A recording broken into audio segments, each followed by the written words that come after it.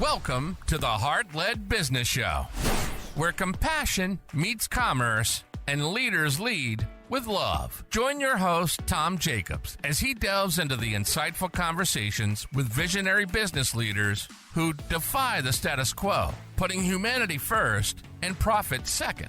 From heartfelt strategies to inspiring stories, this podcast is your compass in the world of conscious capitalism. So buckle up and let your heart guide your business journey.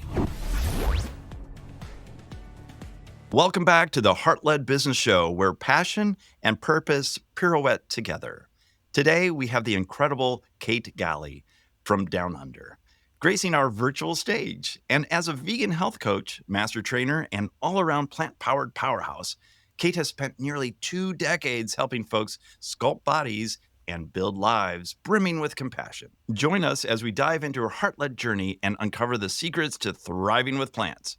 Kate, welcome to the show. Tom, I am so excited to be here. Thank you so much. I'm excited as well. And having coming out of the fitness industry myself, I always love geeking out with other fitness folks and learning about your heart-led journey as well. And I know it's quite the journey as well. So I can't wait to dive into that. But first, I always like to ask, what's your definition of a heart-led journey? To me, so far as business, it is a business that aligns with your values and beliefs. And ideally, it is also one where you are leading with compassion. And it's all about having a greater positive impact. It's not just about the money, but it's about that positive impact you're looking to have in the world. Positive impact and living with purpose is kind of what I heard from you on that. Yeah, and that's a common theme, the purpose, living with purpose. So whenever I hear that, I always like to ask too, have you had a job where you weren't living your purpose? I absolutely have, probably a few. However, I've been lucky in that whenever I had bosses, and I haven't had a boss since 2008, and I don't really think I could again. However, I always had bosses from the very get-go with exceptionally high standards, which I think is such a gift as a boss to give your new employees, to have those high standards. So I always learnt a lot, even though the business wasn't initially aligned with my heart or my mission. Goodness, I didn't know what my heart or mission was back in my early 20s. So I've had those careers, and my mum used to always say to me, Katie, you always make it so hard on yourself, because I would start to really see success in a career, and then I would step away because there was some sort of a values misalignment.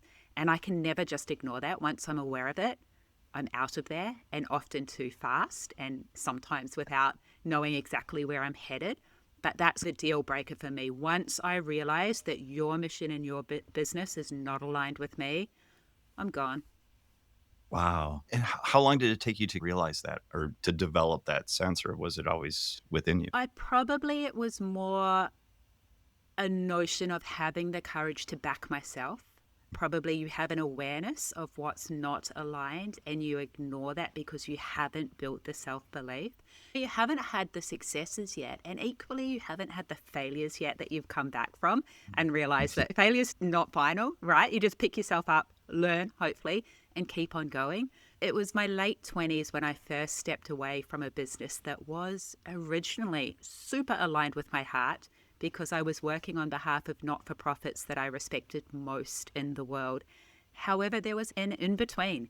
There was an organization that ran the fundraising side of things, and I was part of that organization. And there came a point where there was a conflict, right? I wasn't directly working for the businesses, the charities that I respected. And that's when I stepped away. And that's when I got into personal training. Wow.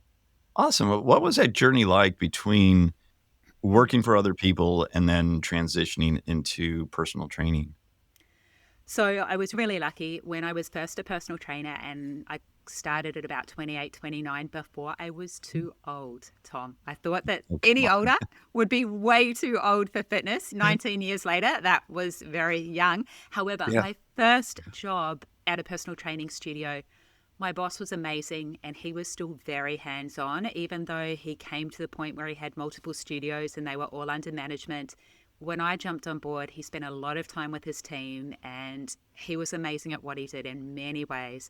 and I learned a lot from him. Again, he was a tough boss. He had high expectations, and I like that. I'm not going to respect you as a boss if you don't have high expectations. I had that, I guess, that learning period before I went out on my own. So I'm very grateful for that. Oh, yeah. No, that's great. Yeah. It's funny. 28, too old to be a person. I started when I I was know, 33, maybe. I always isn't had it? the thought, yeah, I always had the thought too. I was like, boy, do I really want to be putting weights away and doing this when I'm 50? And now that I'm 50, I'm like, yeah, I could still do that if I needed to. It's not that 100%. bad. I Well, love people. It was and great. also, if your clients are super loyal like mine were, they get older and they don't lift quite as heavy weights anymore. And so you're not lugging those big 40-kilo dumbbells like you used to be. So it all works out. Yeah, it does work out. Exactly. You do more stretching and mobility work. Yeah, That part of it. 100%. Yeah, that's awesome. So tell us a little bit about your business now and how it transformed over the years. So where do I start? Because my business now is we'll go back to the business from hell, I think. We're fast tracking through some of my biggest learnings, and I'm sure we will come back to them.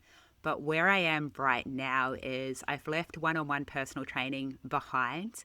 That was something that was good to me and good for me for a lot of years, because that was a business, I'm sure you'll relate, where it brings out the best in you, right? You have to Yeah. choose to be super positive and focused and there for your client and not caught up in you. And that was really good for me, actually, to be focusing on other people, choosing my mood and such. And I guess the conflict with that business came around the fact that I'd been vegetarian 23 years. I turned vegetarian for the animals as a 16-year-old, and I'd been vegetarian a decade by the time I became a personal trainer. And that was totally cool because I wasn't forcing my vegetarian beliefs on any of my clients. It was a bit weird that I was that vegetarian personal trainer, but I was fit and strong and healthy, and it was all good.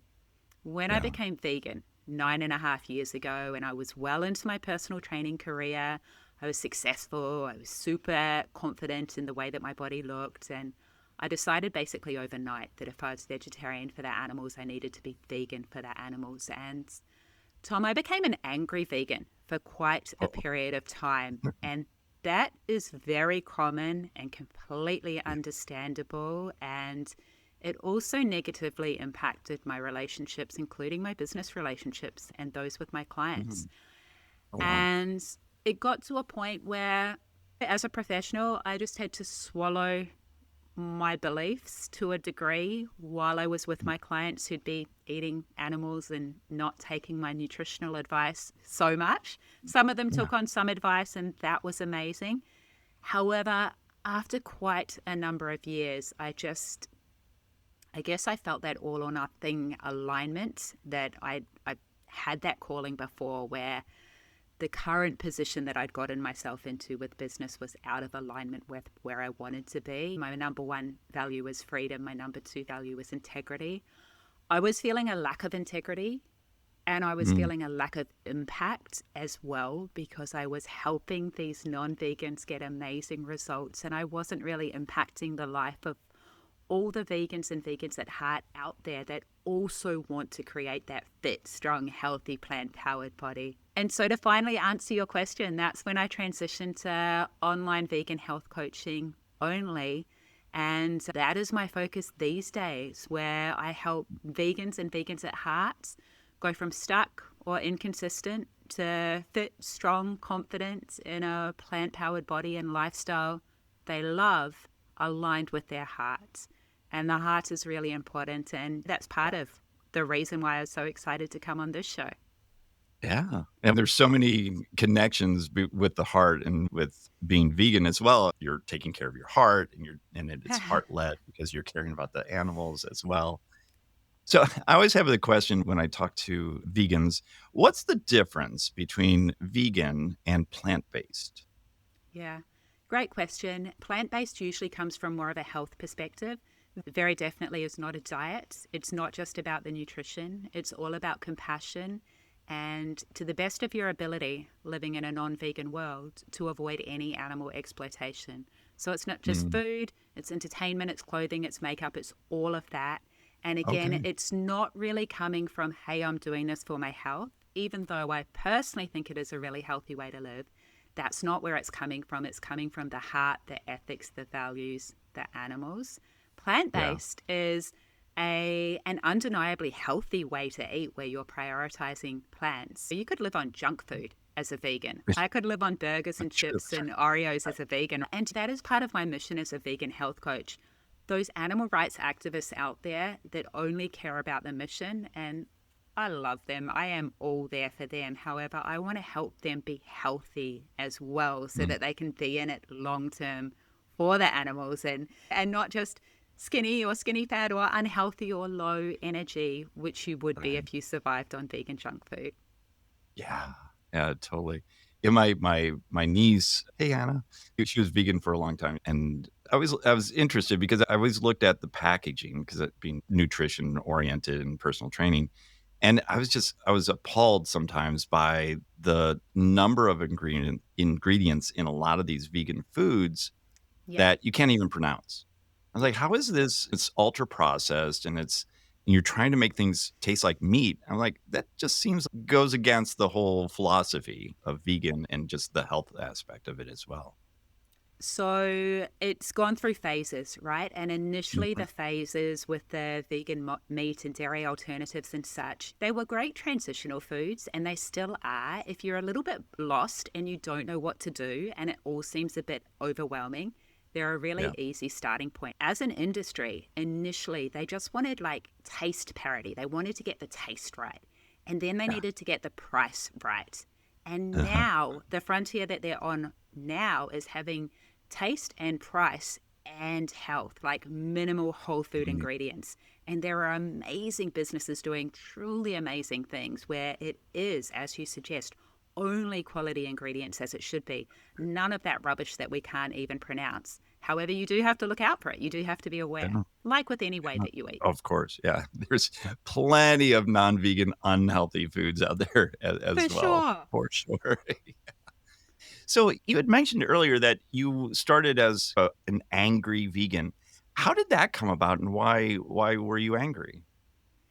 Yeah, big one here. I was vegetarian for the animals for 23 years, and then I realized that animals were still dying for my food choices. I used to consume 21 free range organic egg whites a day, because Ooh, for a decade, I was a high protein, low carbohydrate vegetarian personal trainer. That was the yeah, belief, the mistaken belief that I had back then. And when I realized that there was still all of this suffering that I didn't know I was still contributing to. I was mhm, angry that I'd been misled by the marketing. And I was super disappointed when I shared what I learnt. And most vegans go through this. You learn this advice, and it is so impactful on your heart, and you make a change, and you expect that every compassionate human will make the same choice. Not because they don't care and they're not compassionate, but because we all have different maps of the world, right? We have different mhm, values, beliefs, goals, life experiences, and more so what we make all of those things mean. And so I would share this advice that broke my heart, these learnings. And people either wouldn't listen or wouldn't care, they just wouldn't change. And so I became angry and I started hanging out with other vegan animal rights activists. And that was mhm, great for community. That was amazing.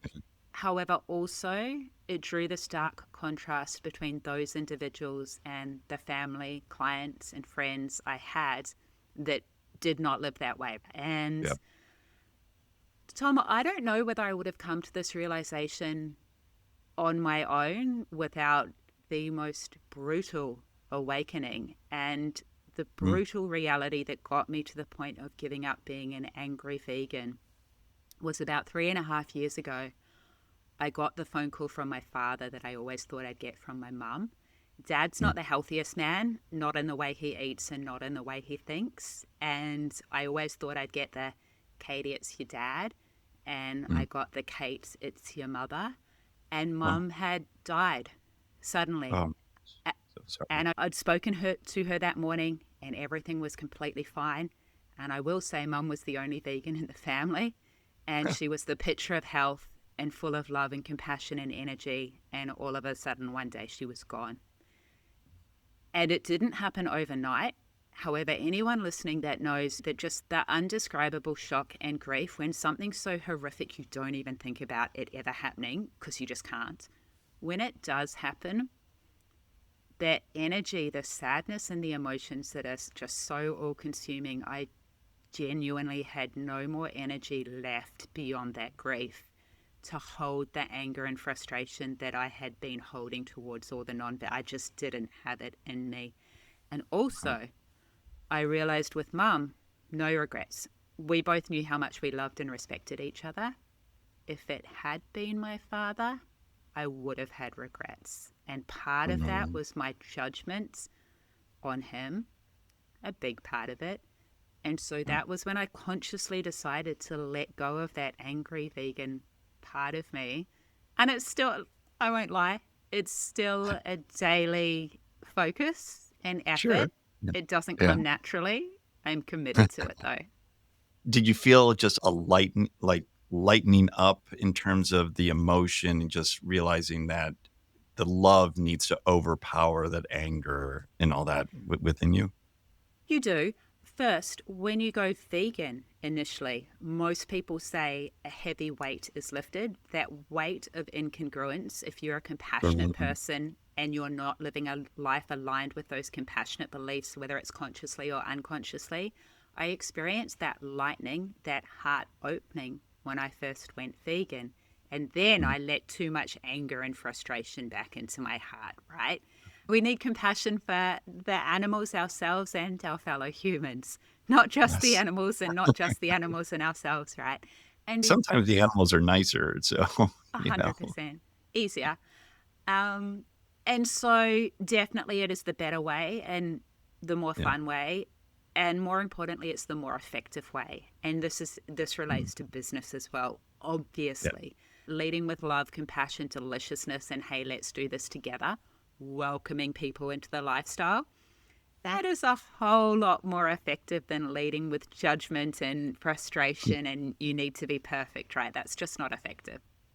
Yeah, exactly. And I've seen that in business over and over again in different businesses, but especially in the fitness and nutrition area and health and wellness, there can be a lot of judgment from the trainer or the professional to the client. And that relationship is just it's not built on a mutual understanding and trust and love. And it doesn't go anywhere. And I found that once you bring in that love and the compassion, it really blossoms really nicely and business takes off as well, which is a nice side effect of that. 100%. And I learned that lesson early days as a personal trainer as well. I used to get disappointed when my clients didn't have the same goals that I wanted. Like I had my expectations for them were super high and they felt a lot of pressure and not Yeah. in a good supportive way. And Correct. it took me a while to learn that I needed to meet them where they are at and be happy with what they're looking to achieve. And that's it. That is all it is. And I can't want it more than they want it. And it's the same with everything, I would imagine. Yeah. Absolutely. Yeah. Cool. And thank you for making the distinction too between plant-based and vegan. And I hadn't heard that definition before, and I really appreciate that. It's about everything around the animals, including like shows and things like that don't always treat the animals as good stewards, but just as performers. And that's sad too sometimes. Just think of an animal as an individual that doesn't need to be exploited or owned or used. They're here with Yeah. us, not for us. That's that simple. Yeah. Cool. So let's shift gears a little bit and let's talk about everybody's favorite topic, money and Yeah. business. How has that changed for you over the years, starting your business? I don't know if you're like me, but I had even though I'd run millions of, or had a budget of millions of dollars in oil and gas and that I was managing, I knew nothing about running a small business. And I almost went broke within the first 6 months of opening my personal training studio. Mm. And then I had to learn to sell and all these other things I was super afraid of doing, but it saved my business. So how was that journey for you and knowing that money is what is needed to fulfill your mission and to help more people? Yeah.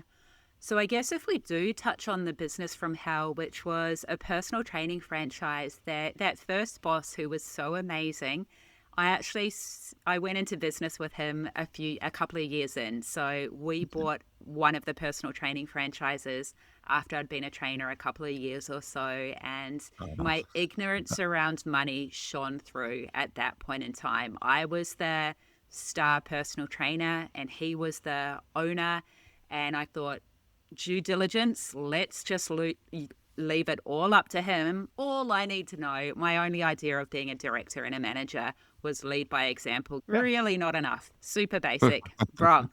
And we entered into business on a handshake with a couple of Yeah. other gents that were basically selling the first gym in that franchise that had ever been sold.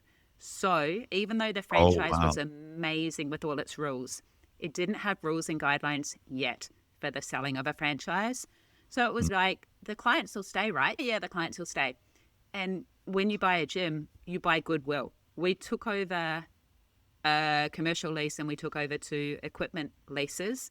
The Oh, only asset that we were buying was the goodwill, the clients. yeah. And one of the guys was an exceptional trainer at an exceptional gym, and he went straight back to that gym and took all the clients with him. And that was Oh, a really oh, hard lesson learned, that I'd bought into this business. The clients basically disappeared. We took on an old team who didn't really have the ethos of the franchise. And again, I was like, let's win them over. Let's not fire them. yeah.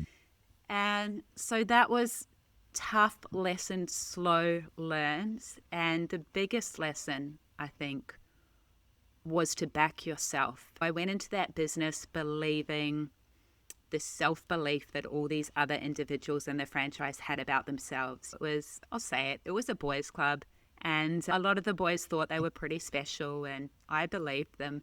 And it's one thing to be confident in good times, but to Yep. back yourself and have that self-belief and keep going and pull yourself through the tough times, that is a whole different story. Mm, And so the business from hell, zero regrets getting into it because the lessons were absolutely worth it. However, again, coming back to values, I had no freedom and in the end felt little integrity in that business. And so I was very grateful when I eventually was able to sell it and exit. oh, okay. So what was that exit like then for you? Was it you just got fed up and you was like, I'm selling, get me out of this as quickly as possible? Or It was was a it very long, drawn out process. We mm, had a business broker. We changed business partners. Another guy wow. entered the business. My first partner was so smart. He could see that this wasn't a good investment and I wasn't giving up on that thing. And so I got another business partner, and him and I had a fraught relationship from the very get go, zero trust. And we hired a business broker when we were looking to sell, and he was the most grizzled old tough old gent. And I can remember him saying, Kate, if you ever escape this thing, you need to write a book. This business is a soap opera. So many dramas within the business. Not for this podcast, but so many dramas that as a fairly naive 31, 32-year-old, it was a lot. And so we eventually sold, and just the huge relief. And I basically broke even my new Yeah. business partner of money, and I escaped. And again, tough lesson. I signed an anti-competition clause that I wouldn't do any personal training for a year, and later learnt that no one else obeyed those. Yeah, I obeyed it. Like, I they're didn't not do any PT. enforceable. So many lessons. Um, yeah, but the freedom of escaping. Yeah, I bet that was a huge relief, and quite frankly, to leave even from when you started, that's quite the accomplishment for sure, that you didn't lose a lot of money, either, but It was worth it. The lessons were so worth it. I was such a shy little thing going into that business, and the self-certainty I came out of it with, just oh, for the disputes with the franchise, the disputes with my business partner, they're just, I came out super clear. And I think one of the most important lessons in business and life is knowing what you don't want is just as important as absolute clarity on what you do want. That really taught me what I don't want. And Yes. I've managed to stick to that ever since. Yeah, I think that's a common theme for any failures that we go through Hmm. or conflicts is, okay, now I know what I don't want. And Yeah. that burns deeper into your brain than when you have the successes. And I think that's just our human nature to always default to the negative versus the positive. But it protects us, and our brain was built that way to Yeah. protect us. Yeah. Yeah, I've had similar situations. I've never gone in. I did start when I was going to build my business or build the gym. I did have a business partner for maybe 30 seconds. I know exactly. And I went to we had an attorney and we are going to build out the partnership agreement and do all this. And the attorney was a friend of mine. And after the meeting, after my other friend who left, my attorney was like, "So why are you doing a partnership with him?" I'm like, "Because he's really interested." He's like, "No, not good. You need to dump it." I mean, I so appreciate my attorney friend that I was like, "Oh, yeah." And it really got me thinking about, is this the right partnership? And it was totally because it wasn't the right partnership because our values weren't in alignment and our purpose wasn't in alignment. And, Yeah. that goes to the heart led as well. Yeah, it's so important. 100%. The big escape there. Well done. Yeah.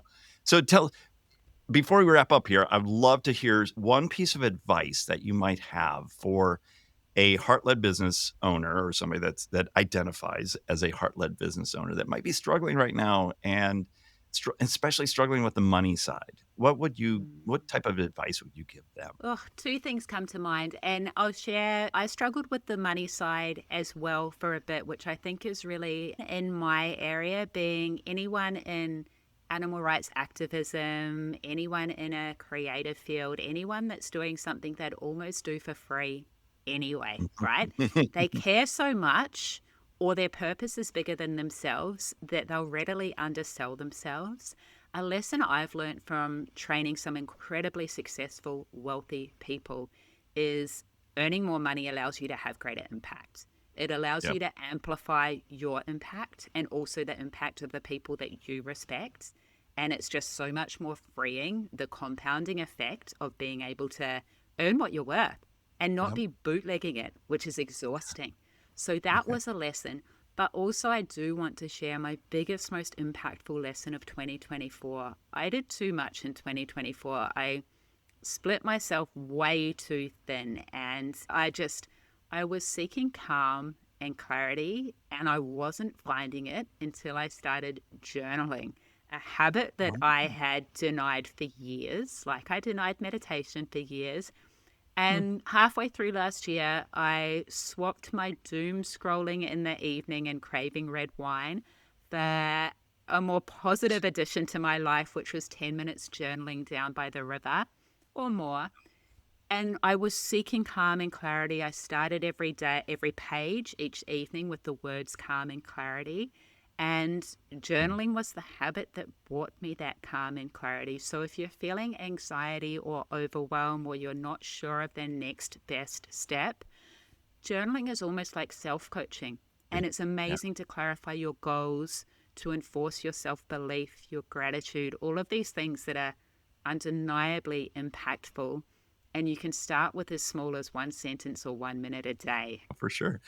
Yeah, I mean, I guess you could have the glass of wine while journaling as well and enjoying nature down by the river. I was needing to break the every night habit, Tom. On the Yeah. weekend, that glass of red wine, absolutely fine, but not every night. Awesome. Kate, this has been just an amazing conversation.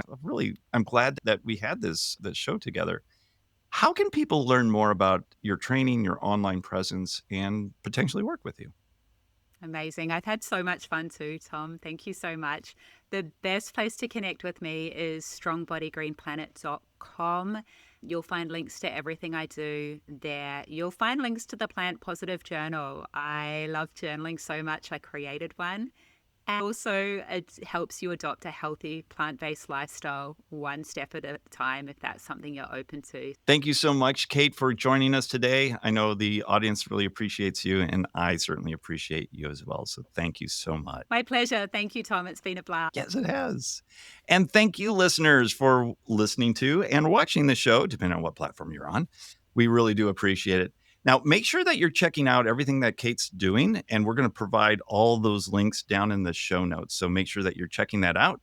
And if you're down there checking out show notes, there might be a little review button down there as well. If you could do me a favor and click that review 5 stars, please.